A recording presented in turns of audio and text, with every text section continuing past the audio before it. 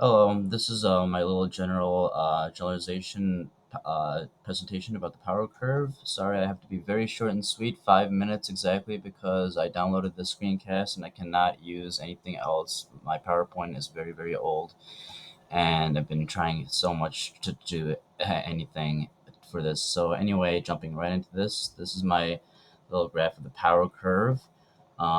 We have velocity and knots in the bottom, thrust and horsepower on the left. I know this says thrust horsepower right here, but thrust horsepower is actually going to be like right over here where 200 is, considering this line right over here that I drew above for thrust horsepower available on top. And we have thrust required on the bottom that we have for our airplane. And I have just don't ignore these right over here for right now. So I'll get my pen out right here. So our thrust horsepower available kind of basically is around 180, like right under like 200.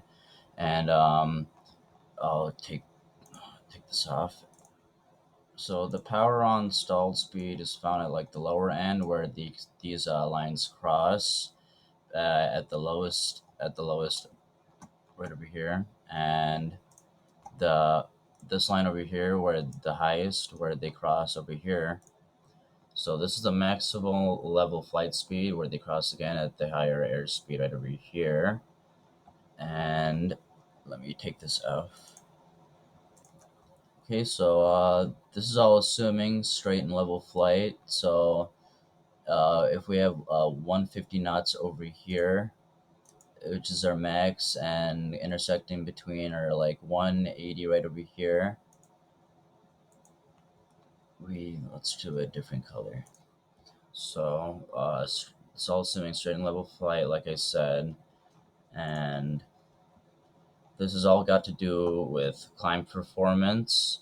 So we have the max rate of climb right over here, which is basically the VY is the greatest rate of climb per unit of time over here, and VX is the greatest rate of climb per unit of distance.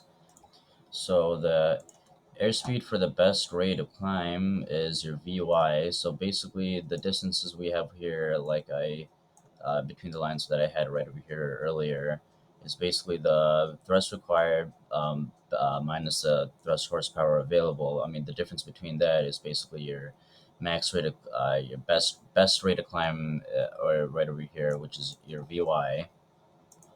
So VY is where a maximum thrust is available, and V of X is where maximum thrust is available.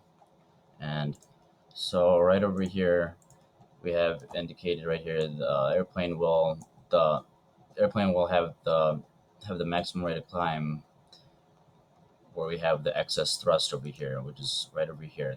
The lines. Right, I know my drawings are bad. Sorry.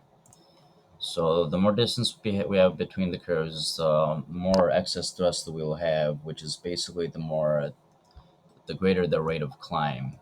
Overall, is what I'm trying to say. Okay, so let's get on to the next slide, which is basically the next slide. Go to the next slide. Okay, the back end of the power curve. The back end of the power curve is basically where we have the region right over here behind our climb speed. And this little region is basically when we go slower over here, we add more horsepower. And when we add more horsepower, it's just it's dangerous over here in this side because it's closer to this our stall speed, and it's basically an area of where the performance is the envelope is where the induced drag rises dramatically, and basically needing its more power to maintain given its given airspeed and its given altitude.